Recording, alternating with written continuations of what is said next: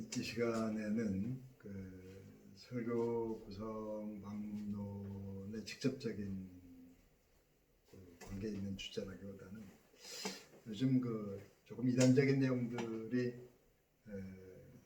평신도들한테 접근하는 경우가 있는데, 마치 어떤 조상대대로 알게 모르게 내려온 죄에 대한 어떤 그 심판을 받아야 될 운명이 있는 것처럼 무슨 사슬을 끊어라느니 뭐 그런 이야기도 있고, 또 예정론 해가지고 또 뭐 조금 왜곡된 경우도 있고, 그래서 그 신앙인에게 있어서 운명의 문제, 이것을 설교 주제로 다뤘어요. 그래서 이 설교문을 좀 보면서 약간 그런 의미에서 신학적인 스터디가 될 텐데, 조금은 이제 공부에 가까운 이런 내용을 제가 이제 예전에 다룬 적이 있었어요. 그래서 일부는 이 강의에서 다룬 적도 있었는데, 그런 신앙과 운명, 설교자가 성경적인 흐름을 어떤 이 신앙의 문제, 운명의 문제를 어떻게 다룰 건지 그걸 한번 보도록 하죠. 그래서 이 설교할 때 그런 운명의 문제나 이런 걸 다룰 때는 참고가 되기 위해서 오늘은 그 주제 하나만을 다루도록 하죠. 그리고 이제 이 다루기 전에 며칠 전에 한 사람씩 5명을 이제 접견을 했어요. 박연하게 신경을 쓰면서 그 사람들이 일종의 그 설교 클리닉처럼, 그러니까 그 글을 보고 이렇게 했으면 좋겠다 이런 내용을 5사람을 개별적으로 이렇게 접견을 했습니다. 뭐 한 번에 강의는 어려우니까. 근데 이제 그때 못한 사람들은 일단은 자기가 저에게, 교수에게 보여주고 싶은 글 하나씩, 짧든 길든 설교문이든 그걸 보내주시면 제가 이제 전화로 그 설교문을 가지고 이야기를 하는 뭐 그런 기회를 마련을 할게요. 그렇게 한두 번 하면서 완성된 글을 가지고 기말 때에 뭐 그걸 가지고 이제 결론을 짓고 그걸로 이제 성적 산출을 하고 그렇게 하려고 하는 겁니다. 자, 그럼 신앙과 운명에 대해서 설교문을 읽고 조금 더 부가 설명을 하면서 오늘 이 시간은 그런 내용으로 진행을 하도록 하죠. 조금 설교문이 10분은 좀 넘어설 텐데 한번 보도록 하겠습니다. 자, 신앙과 운명에 대해서 그 본문은 창세기에 그 아브라함이 그 본토 친척 아비 집을 떠나는 그게 이제 될 거고, 어쨌든 내용을 에베소 5장 14절은 큰 나중에 나올 테니까 그때 보시면 될 것 같아요. 보시죠. 자, 언제부터인지 우리 사회에 점치는 사람들이 상당히 많아졌습니다. 도대체 어떤 사람들이 점을 치기에 이렇게 된 것인지 이성적 판단력이 부족한 사람들이 점을 치는 것이라 생각할 수 있습니다. 그런데 많은 배운 지식인들이 점을 치는 경우도 얼마든지 있습니다. 이 시간에는 운명에 대하여 성경적인 말씀을 드릴까 합니다. 고대 문명에서 점성술이 나타나는 경우가 있습니다. 바벨론에서 점성술이 발달했다고 합니다. 고대 아즈텍 문명에서는 점성술을 가르치는 학교도 있었다고 합니다. 하늘의 별을 보면서 점을 치는 것이 점성술입니다. 점성술사는 하늘의 별들을 통해 나타난 신의 뜻을 파악해서 알리는 일을 했습니다. 하늘의 별들을 통하여 신의 뜻이 나타났으니 너희들은 그 뜻을 따를지어다. 그러면 백성들은 순종할 수밖에 없었습니다. 하늘의 별을 통해 나타난 신의 뜻이라는 것은 대자연의 흐름을 의미합니다. 피조물의 흐름을 신의 뜻으로 받아들여서 그것을 운명이라고 결정짓고 마는 것입니다. 그런데 피조물의 흐름과 창조주 하나님의 뜻은 분명히 서로 다른 것입니다. 사람 인생을 살다가 고난이 계속되면, 나뿐만 아니라 자녀들이나 후손들에게까지 고난이 계속되면 사람들은 그런 인생의 흐름을 운명으로 받아들이려고 합니다. 인간의 힘으로 피할 수 없는 어떤 운명이 있다고 생각하고 마는 겁니다.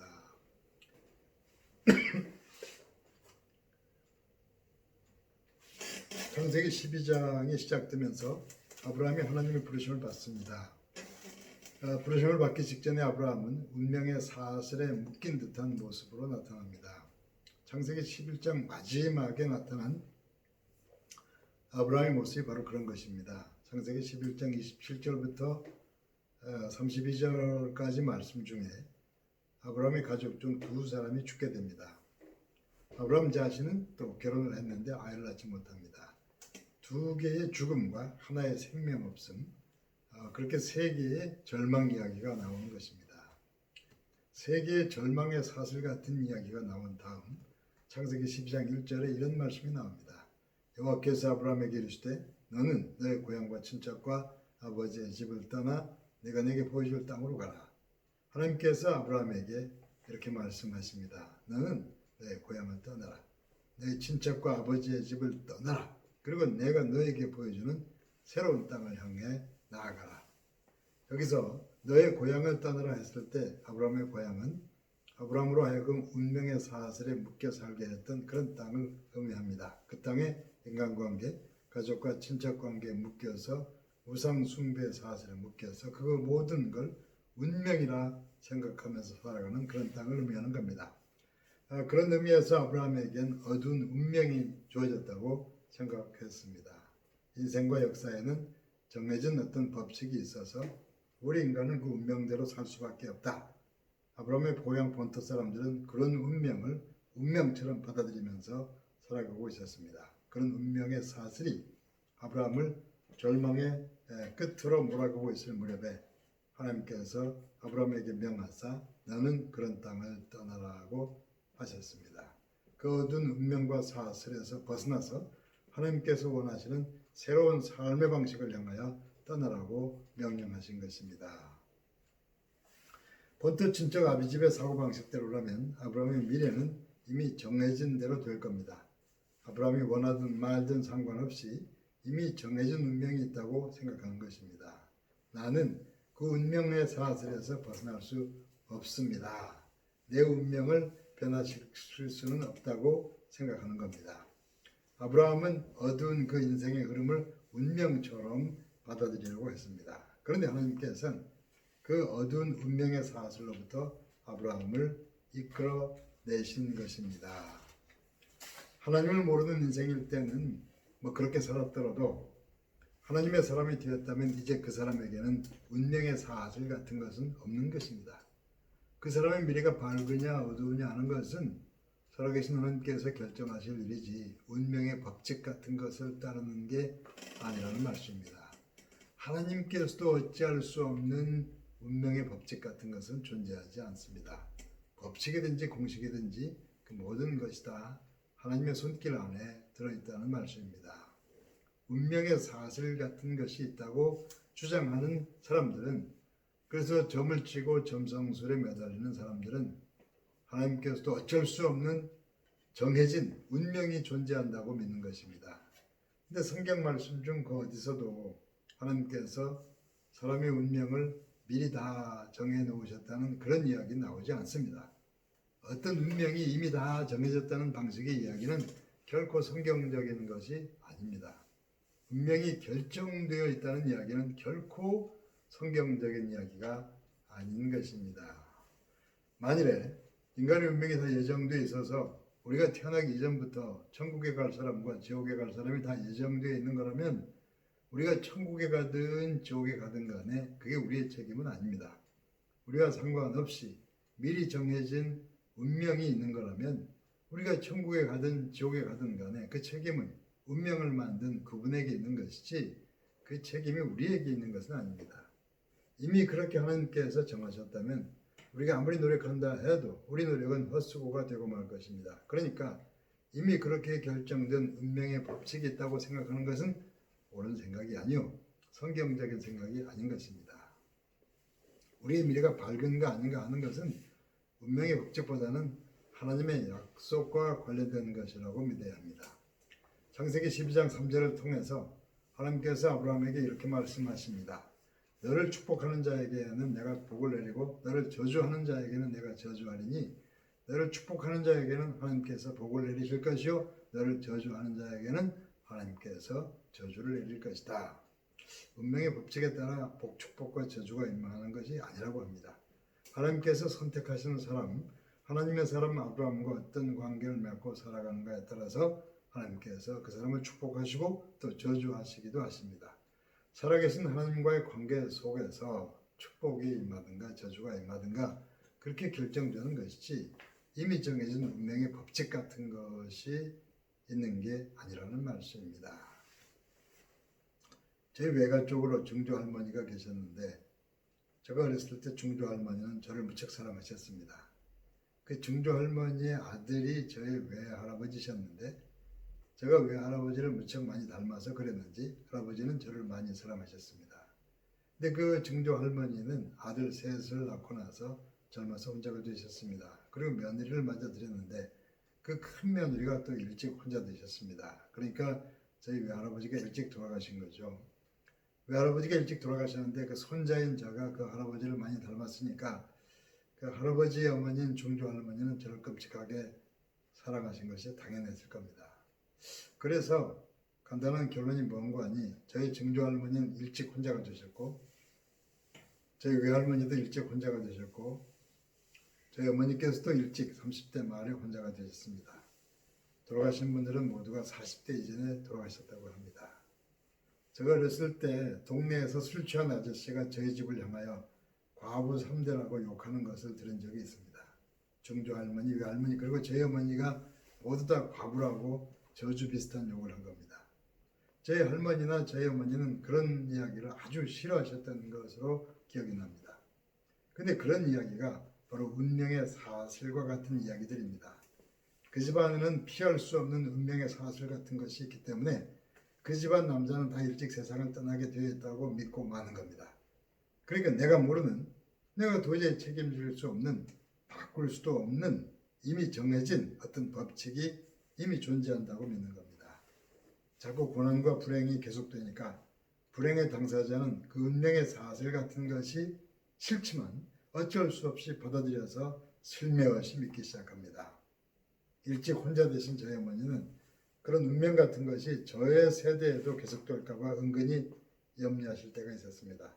만약에 그 운명의 법칙 같은 것이 실제 있어서 계속 이어져 갔다면 지금 저희 누나는 이미 과부가 되어 있어야만 합니다. 근데 저희 매형은 누나의 남편은 60을 넘으셨는데 지금은 돌아가시는데 그때는 살아계셨어요. 그리고 중요한 것은 저의 세대에 와서 모두가 기독교인이 되었고 그러면서 더 이상 운명 같은 이야기는 관심을 가지지 않게 된 겁니다. 그런 너의 고향, 그런 운명의 사슬, 그런 생각에 묶인 인간들이 함께 살아가는 그런 땅에서 너는 떠나라. 아브라함아, 이제부터 너는 그런 운명에 매이지 말고 하나님의 약속을 따라 앞으로 걸어가는 그런 미래를 새롭게 열어가라. 그리하여 아브라함은 갈대아 우르를 떠난 것이요 약속의 땅을 향하여 나아간 것입니다. 제가 초등학교 4학년 때쯤 저희 집도 그런 운명의 사슬에서 벗어나서 큰 도시로 이사가게 되었습니다. 그때는 큰 빚을 지고 떠나왔는데 이제 돌아보면 그 빚 때문에 우리는 그 운명의 땅에서 벗어나서 새로운 땅을 향하여 걸어온 듯합니다. 예수님과 제자들이 길을 가다가 날 때부터 소경으로 태어난 사람이 길거리에서 구걸하는 걸 보았습니다. 날 때부터 소경으로 태어나 그가 할 수 있는 일은 구걸밖에 없다면 그처럼 불행한 사람도 없습니다. 비극적인 운명의 극치라고 말할 수 있을 겁니다. 요한복음 9장 말씀에는 바로 그런 날 때부터 소경된 사람에 대한 이야기가 나옵니다. 제자들 중에 한 사람이 예수님에게 물었습니다. 주님, 저 사람이 저렇게 태어난 것은 누구의 죄 때문입니까? 어떤 죄악의 원인이 있었기에, 어떤 운명의 사슬이 있었기에 저 사람은 날 때부터 소경으로 태어나서 저렇게 불행한 모습으로 살아가는 것입니까? 그 제자는 우리 인간의 능력으로 피할 수 없는, 우리가 책임질 수 없는 운명적인 불행에 대해서 질문을 한 듯합니다. 만일에 그 사람의 그 죄 때문에 소경으로 태어난 거라면 그 사람은 도대체 언제 죄를 지은 겁니까? 날 때부터 소경으로 태어났다면 그 사람은 어머니 뱃속에서 죄를 지었다는 말인가? 아니면 그 부모가 죄를 지어서 그 자녀가 소경으로 난 거라면 그렇다면 누가 그런 책임과 그런 불행을 어떻게 받아들일 수 있겠는가? 그러니까 저 사람이 저렇게 날 때부터 소경으로 태어난 것은 도대체 누구의 죄 때문입니까 하는 질문은 뭐라고 대답하기가 어려운 질문인 겁니다. 예수님께서는 과거의 원인과 결과를 따지는 방법으로 대답하지 않으셨습니다. 과거를 들추고 원인을 분석하는 방법이 아닌 다른 방법으로 대답하셨습니다. 그 질문에 대하여 예수님께서 뭐라고 대답하시는가? 요한복음 9장 3절을 통해서 예수님께서 이렇게 대답하십니다. 이 사람이나 그 부모의 죄로 인한 것이 아니라 그에 의해서 하나님이 하시는 일을 나타내고자 하십니다. 과거와 원인과 운명의 사슬 같은 것에 대해서는 관심이 없으셨습니다. 대신에 예수님께서는 이렇게 대답하십니다. 그에게서 하나님이 하시는 일을 나타내고자 하십니다. 그 불행과 절망에서 구원하사 하나님의 품으로 받아들이는 그 구원과 미래가 하나님의 관심사라는 말씀입니다. 절망과 불행의 원인을 분석해서 논리와 철학을 통하여 설명하는 그런 일은 수천 년부터 많은 사람들이 수없이 노력해온 일입니다. 과거를 분석하고 운명의 법칙 같은 걸 밝혀내는 것이 문제가 아니라 그 사람을 살려내서 신앙의 눈을 뜨게 해서 하나님을 믿고 알게 하는 것이 급선무라는 말씀입니다. 그렇게 구원받은 영혼의 새로워진 믿음과 지혜를 통하여 지나온 과거와 불행을 돌아보면 그때 우리는 하나님께서 원하시는 새로운 깨달음을 얻게 될 겁니다. 제가 어려서 저희 집이 많은 빚을 지고서 정든 고향에서 쫓겨나도 떠나올 때 저희 어머니는 한없이 슬피 우셨습니다.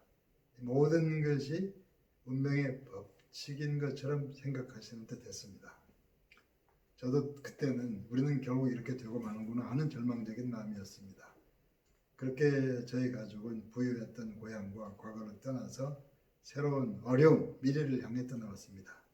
그 새로운 땅에서 많은 어려움을 겪으면서 세월이 흐르는 동안에 이제 우리 가족들은 운명의 사슬이 아니라 하나님과 미래를 바라보는 가족들이 됐습니다. 이제 운명의 법칙 같은 건 없고 젊어서 과부가 되는 일도 없습니다. 히브리서 12장 6절 말씀은 이렇게 전하고 있습니다. 믿음이 없이는 기쁘시게 못하느니 하나님께 나아가는 자는 반드시 그가 계신 것과 또한 그가 자기를 찾는 자들에게 상 주시는 이심을 믿어야 할지니라. 하나님께 나아가는 자는 반드시 그가 계신 것과 하나님께 나아가는 자는 반드시 그가 살아계신 것을 믿으라는 말씀입니다. 우리 앞에는 운명의 법칙이 있는 게 아니라 살아계신 하나님이 계시다는 사실을 믿으라는 말씀입니다. 기독교인들에게는 어떤 운명이 같은 게 있긴 합니다. 그 몇 가지 소개하면서 이 시간을 마칠까 합니다. 그 첫째 운명은 고린도후서 5장 17절과 관련된 운명입니다. 고린도후서 5장 17절은 이렇게 전하고 있습니다. 그런즉 누구든지 그리스도 안에 있으면 새로운 피조물이라. 이전 것은 지나갔으니 보라 새 것이 되었도다. 이전 것은 지나갔으니 운명의 법칙 같은 것에 매어 살던 이전의 인생은 지나갔으니 보라 새 것이 되었도다. 살아계신 하나님을 따라 살아가는 새로운 인생이 되었다는 말씀입니다. 그리스도 안에 있으면 새로운 피조물이라. 새로운 피조물인 우리는 더 이상 과거와 불행과 운명의 사슬에 매어 살지 않는 겁니다. 그 둘째 운명은 고린도전서 15장 20절에 나오는 운명입니다. 그러나 이제 그리스도께서 다시 살아나사 잠자는 자들의 첫 열매가 되셨도다. 부활하신 그리스도가 우리를 앞서가신 첫 열매가 되셨습니다. 그러니까 우리는 그 첫 열매를 닮아서 그렇게 다시 살아나는 부활의 삶에 참여하는 운명을 지닌 그리스도인이 되는 것입니다. 쓰러져서 주저앉아서 운명의 사슬이나 말하는 사람이 아니라 다시 일어서서 다시 살아나서 부활과 영생의 하나님의 나라를 가리키는 운명이 우리의 운명이라는 말씀입니다. 셋째는 이런 운명입니다. 다니엘서 12장 3절에 나오는 운명입니다. 지혜 있는 자는 궁창의 빛과 같이 빛날 것이요 많은 사람을 옳은 대로 돌아오게 한 자는 별과 같이 영원토록 빛나리라. 우리는 말씀의 지혜를 품고 살도록 운명지어진 사람들입니다. 우리는 많은 세상 사람들을 옳은 길로 돌아오게 하는 사명을 받은 사람들입니다. 만일에 우리에게도 운명이라는 것이 있다면 그것이 바로 하나님께서 주신 운명인 것입니다. 더 이상의 운명은 없으며 우리가 모르는, 우리가 벗어날 수 없는 어떤 운명의 사슬도 없는 것입니다. 대자연의 섭리나 운명을 표현하는 대표적인 사자성어가 있습니다. 생자 필멸이라. 지금 살아있는 모든 것은 언젠가 반드시 죽게 된다는 겁니다. 대자연을 통하여 나타난 생명의 섭리가 그렇고 따라서 모든 인생도 그렇다고 생각하는 겁니다. 살아있는 모든 것은 언젠가 죽을 것이며 죽으면 모든 것이 다 끝나는 것이다. 그게 운명을 이야기하는 사람들의 최종 결론과 같은 이야기입니다. 그들의 최종 종착역은 죽음인 셈입니다. 근데 기독교 복음은 바로 그 죽음을 깨뜨리고 죽음을 정복하는 부활을 전파합니다. 고린도전서 15장 55절은 이렇게 전하고 있습니다. 사망아, 죽음아, 너의 승리가 어디 있느냐? 죽음은 이제 더 이상 승리자가 아니라는 겁니다. 십자가에 달리신 예수 그리스도께서 부활하시기 전에는 죽음이 모든 생명의 최종 결론이요 대자연의 마침표요 죽음이 누구도 거역할 수 없는 승리자였습니다. 근데 죽음을 깨뜨리사 생명의 길을 여신 분이 우리 주 예수 그리스도십니다. 고린도전서 15장 57절은 이렇게 전하고 있습니다. 우리 주 예수 그리스도를 말미암아 우리에게 승리를 주시는 하나님께 감사하노라. 우리 주 예수 그리스도의 부활로 말미암아 우리에게 승리를 주시는 하나님께 감사하노라. 그 부활을 나의 것으로 믿고 받아들이는 사람에게 하나님께서는 운명과 죽음을 깨뜨리는 승리를 주셨습니다. 그러니까 십자가와 부활의 예수 그리스도를 믿는 우리에게 이제 더 이상 운명 같은 것은 없습니다. 그러니까 만일에 예수 믿는 사람이 점을 치려야 한다면 그것은 불신앙이요 하나님을 외면하고 거역하는 일이 되는 것입니다. 구약성경의 핵심적 사건은 출애굽 사건입니다. 출애굽은 운명적인 노예의 사슬을 깨뜨리고 출애굽한 구원 사건입니다. 신약성경 한가운데는 십자가와 부활을 통하여 죽음을 깨뜨리신 예수 그리스도께서 살아계십니다. 그 출애굽과 그 십자가와 부활을 믿는 우리는 빛의 자녀요 부활의 열매입니다. 에베소서 5장 14절은 이렇게 전하고 있습니다. 잠자는 자여 깨어서 죽은 자들 가운데서 일어나라. 그리스도께서 너에게 비추이시리라. 잠자는 자여, 고난과 불행이 계속되는 동안에 영혼이 잠자는 자여, 너희들은 깨어서 죽은 자들 가운데서 일어나라. 운명의 사슬에 매어서 죽은 자처럼 살아가는 자여, 이제 깨어서 죽은 자들 가운데서 일어나라. 죽음과 절망을 깨뜨리신 부활의 그리스도께서 너희 앞길을 비추시리라. 부활하신 예수 그리스도께서 앞서가신 그 미래가 성령의 역사를 통하여 여러분들의 앞길에도 펼쳐지기를 예수 그리스도의 이름으로 축원합니다. 여러분들의 운명의 문제, 이 문제를 성서적으로 좀 풀이했는데 쉽게 얘기하면 막시즘, 좌파들의 그 사회주의적 이데올로기도 운명 같은 거죠. 이런 법칙에 따라서 몰아가려는, 그러니까 하나님께서 기뻐하시는 곳으로 열어가는 그런 근본적인 신앙의 근거에서 서구 사회의 모든 철학이나 신학이 이어져 왔는데 그런 이어져 온 흐름의 마지막에는 그 등돌린 어떤 사회적 이데올로기가 막시즘 같은 거죠. 전부 바탕은 이런 그 아브라함과 운명을 깨뜨리는 십자가 부활 다 관련이 있어요. 직접 관련 맺는 게 쉽지는 않지만 그래서 여러분들께서 이걸 잘 감안하셔서 교회에서 설교할 때도 운명의 사실이나 그 예정 결정 같은 문제가 나올 때는 이 요걸 근본적인 교과서로 해석을 해서 잘 풀어가시길 바랍니다. 오늘은 요 한 가지 동영상을 보는데 그리고 여러분들이 전화로 서로 질문도 하고 응답도 하는 수업을 갖겠습니다. 수고하셨습니다.